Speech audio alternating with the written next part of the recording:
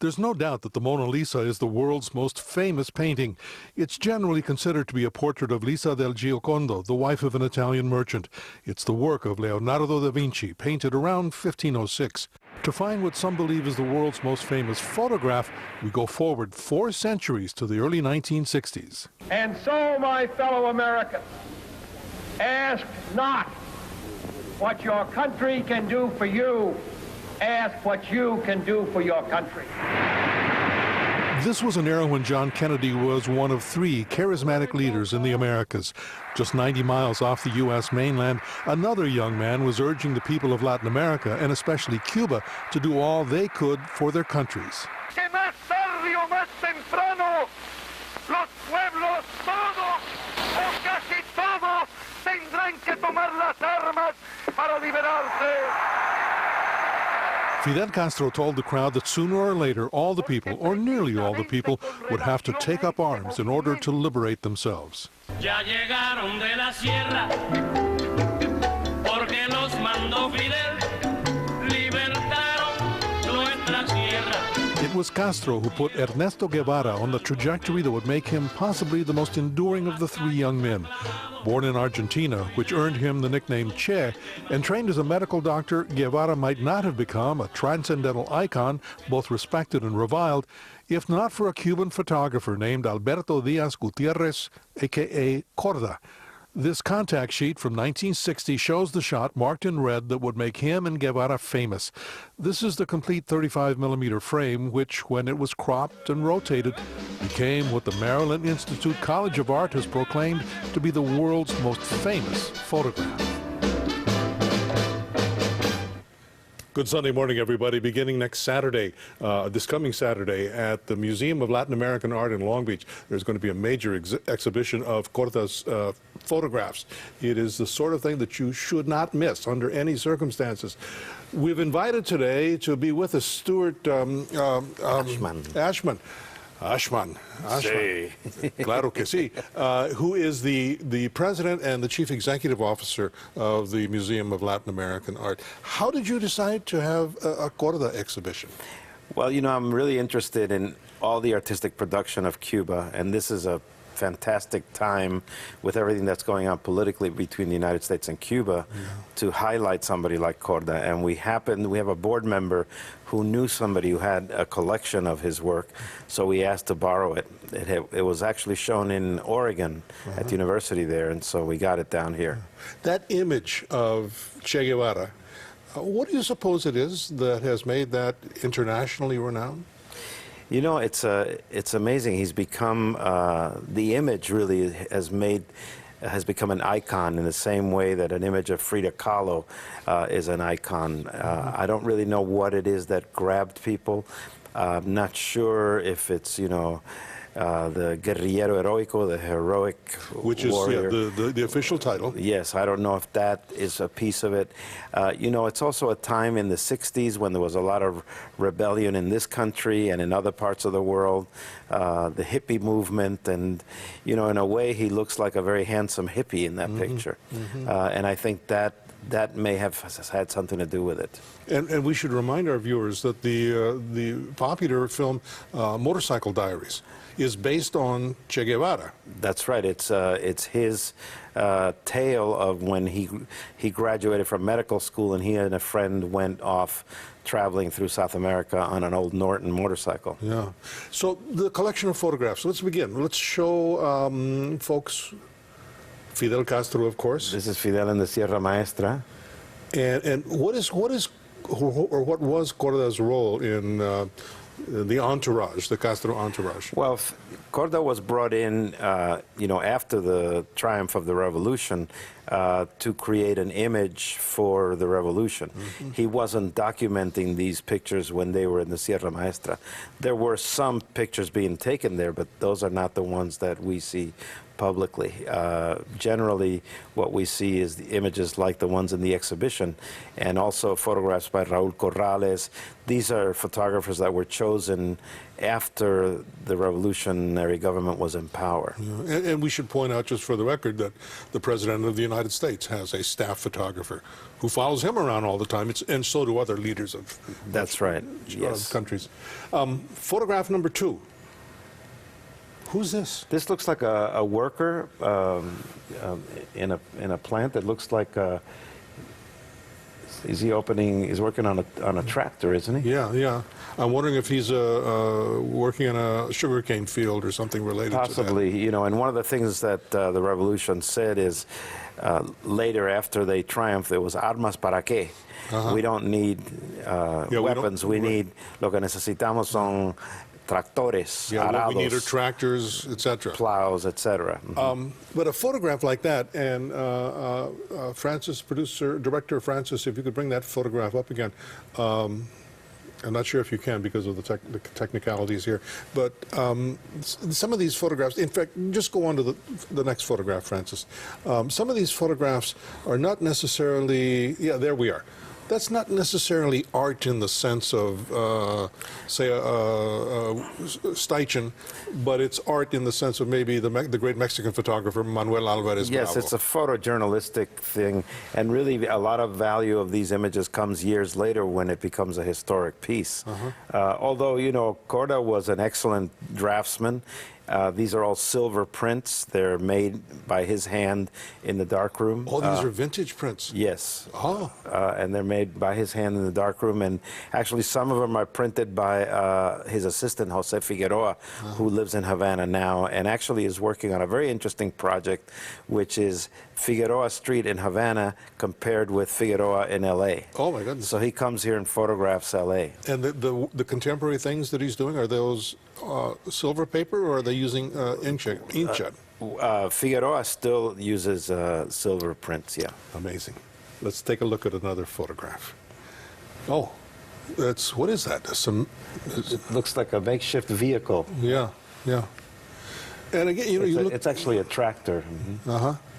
And I have not looked at these photographs seriously or in any detail, but the first time, or when I saw it just now, it reminded me of something like that Auger would do in Paris. That's right, yeah. I mean, you know, Cuba has a long history with photography. In fact, in 1840, there were as many photography studios in Havana as there were in Paris and New York.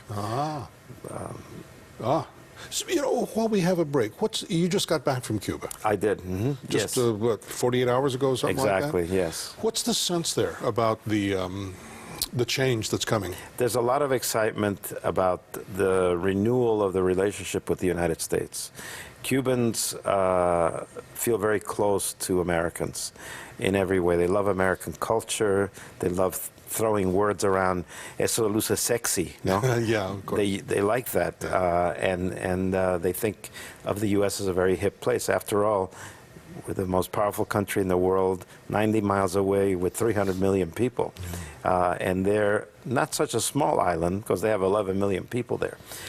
So there's a lot of excitement about what the potential is, what the economic benefit will be, and also, in some respect, the opening up, how Cuba is now opening up, is allowing their citizens to do business, to move on. No resentment about the embargo. I mean, you couldn't get aspirin, an American aspirin in Cuba because of the U.S. embargo. Well, there's, you know, the embargo is still blamed as the guilty, and it deserves some blame for the economic situation in Cuba because they can't access things. I mean, you could say, well, they could buy it from Mexico, but the embargo is very far-reaching. It has very long tentacles. You know, Cuba is one of the largest producers of nickel in the Western Hemisphere, and Toyota uses nickel in the manufacture of Toyota cars. Sure. But if Toyota buys nickel from Cuba, they can't sell Toyotas in the United States. Yeah. So then they're forced to sell nickel at a discount to Brazil or Russia. And then it comes back around, or somehow somehow Cuba suffers for this. Yes, very much. And so that's part of the thing. But the people are not resentful of Americans at all.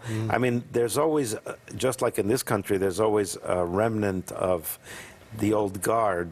You know, there's an old guard that feels we shouldn't talk to Cuba. Right. And there may be some element of that in Cuba towards the United States. But I think, I don't know what the percentage is, but I would say over 99% of the people are very happy that this is moving on. All right, well, when we come back after this break, we need to talk about how Cuban American, the expatriates, feel about all this, which we could probably do a whole program on. Yes. But let's take a break first, and we'll be right back with more photographs taken by Corda.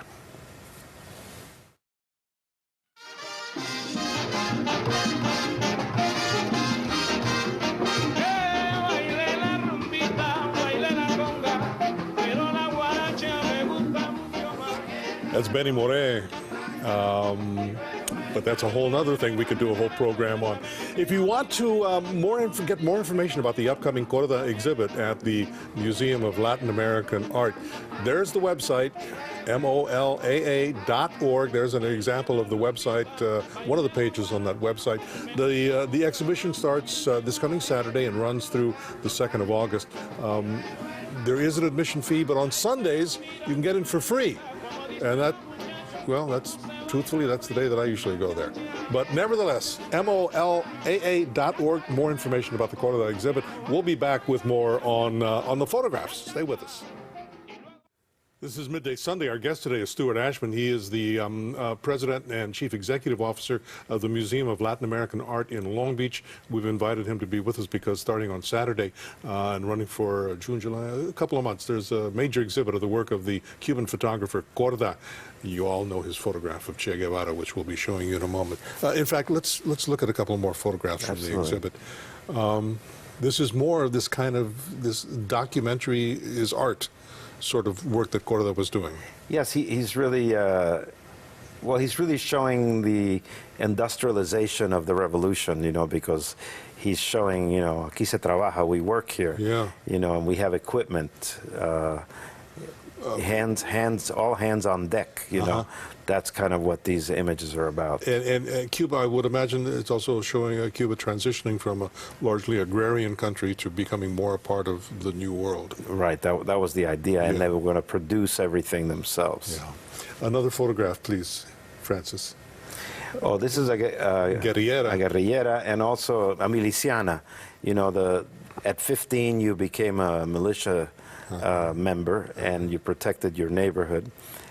You also were sent to the mountains to teach people how to read and write. There was a campaña de alfabetización where they taught everybody how to read and write, and really right now have the highest level of literacy in the hemisphere. But that photograph, that shows Corda as the former fashion photographer. Exactly, yes, that's true. It's really... it's a very hip shot. Beautiful woman, artfully posed, magnificent. And as we move on? Now, I don't know exactly who this is. I don't either. I think this is Jean-Paul Sartre. Who was? Who was a French poet and philosopher. You know, the music that we played at the beginning, Los Barbudos, was written by René Toussaint, who was a very famous Cuban composer. And this guy here looks a lot like René Toussaint. René Toussaint, by the way, spent 30 years as a band leader here in Los Angeles. Moving on with another photograph, we're trying to get to, oh, look at that. This is a great one. This is Fidel at the Havana Country Club. And, you know, after they won the revolution, you know, Fidel was 33 years old. He started the revolution when he was 26. So basically you got a bunch of kids that just won the island, right? And so one of the things that they did is they said, let's go check out the country club, because that was a place they would never be allowed to go to. Exactly, so and that's the point. This was a place for Americans, Europeans, and so on. Right, so he and Che went there and said, ¿Qué cosa es esto? What is this golf thing? So they tried it, and you can tell he's not very good at it. And so that's where they decided to do the National Art School. And that was the legend, is that day is when the National Art School was born. Like you said, his form isn't all that great, huh? Oh, this is Sartre. Oh, okay. Yeah. Oh, that's Sartre. Ah, yeah. And as we move on, there's the photograph. That's the famous photograph. Yes. Did I ask you earlier on the air if he ever made any money off of that? Well, Korda didn't make any money off of it because he was not feeling well. He was not well, and he had an Italian tourist that came and offered him, I believe it was $400 for the image. And so he sold it, and that was the end of it. And then it was, marketed internationally in many different ways, licensed by this individual. And the family of Korda, I believe, sued and got some remuneration in some settlement, but nothing near what this gentleman would have made. Earlier I referred to it as a transcendental image, and it is. It seems to it's above and beyond everything. No, it really is, and really, the analysts of Cuba talk about, what is Che Guevara? What is that about? And they liken him to. And this is not my position, but I'm just talking about how it's viewed. It's somebody who chose a life that was short, glorious, heroic, with some martyrdom. And who are people that have done that? Jesus. Yeah, exactly. And so that's how it becomes an icon in that respect. In contrast, Fidel decided a long life so he could write that history. Yeah, because as I'm listening to you, I'm realizing that there's no comparable image of Fidel Castro, but Che Guevara above and beyond everything. Which leads us to Cuban Americans, the expatriates. How do they feel about what's going on? And more interestingly, as things open up, will Cuba, and particularly Havana, become extensions of Miami? Well, I think all of that there's all piece of truth in all of that. I think there are some people who are opposed to the opening up, and my family didn't suffer greatly. I didn't have anybody imprisoned by the revolution. And you were, let's make the point, you were born in Cuba. I was there. Came here when you were 12 and a half. Yeah. Okay. And so I don't have that perspective. But I think it's a very small minority. You're talking about something that happened 60 years ago, so you've got 2 generations or more, some of whom are ready to say, well, let me go find out for myself. Grandpa is mad at Cuba, but I want to see it because, I speak the language, I love the music, we eat rice and beans. I'm a Cuban. Yeah. Let me go see what it looks like over there. But tourists often look at Cuba and Havana in particular as being a place that's frozen in time.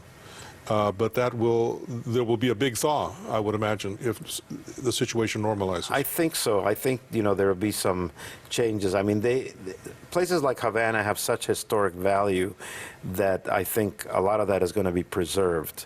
And Cubans are very proud of what they've achieved in restoring the old city and so on. So I don't see McDonald's arches in old Havana.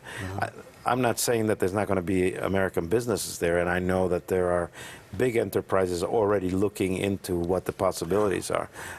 The embargo has to be lifted for those things to happen. But I think some economic benefit from what this country knows how to do will really do well for Cubans. Imagine the concept, Old Town Havana. Right. Let's look at another photograph, please.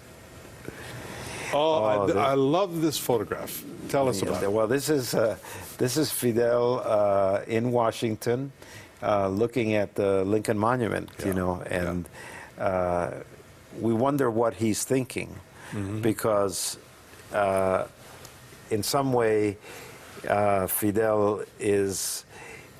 This is the echelon that he aspires to. He wants to be a Lincoln or a Washington or a Charles de Gaulle or a Winston Churchill. Yeah, a great you know. statesman. Yes, But also with the concept of being, as he spoke earlier, the liberator. that's right. Yes, Simón Bolívar, Yeah. José Martí, all of those people, and so he's there in a way paying homage. His hat is off. I wonder if he brought that wreath. I don't know. Yeah, we will never know. Yeah. But what a magnificent image. It's really one of the most powerful Corda images. Do you suppose this was spontaneous or staged or? Well, I think he might have said, he might have seen him there and he said, Yeah. Comandante, let me get this picture. Yeah.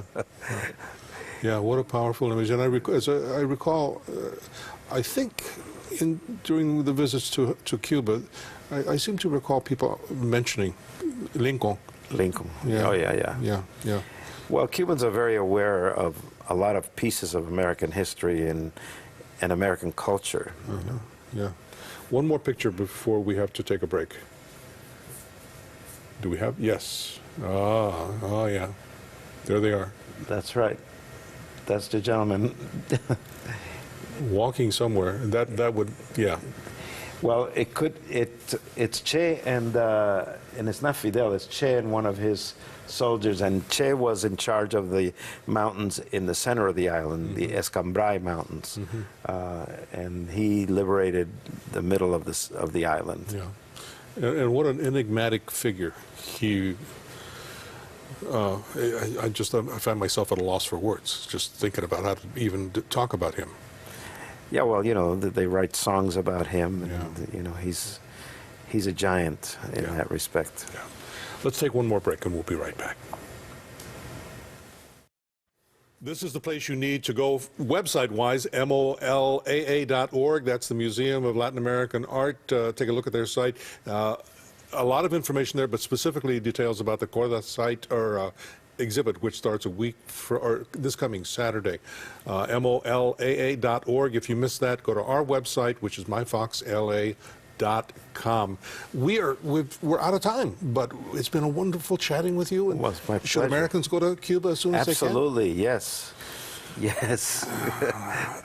And not just for the cigars and the rum. Not at all. That's part of it, but the food is great, the people are great, there's music, there's beautiful scenery, and it's a perfect moment to be there because, as you said, things are going to change, and if you want to see it, this is the moment to see it.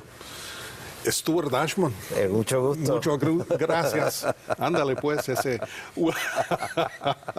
We'll see you. Actually, we won't see you next week because we're preempted. We'll see you back here in 2 weeks. Thanks for being with us. Siento la nostalgia de volver a ti, mas el destino manda y no puede ser.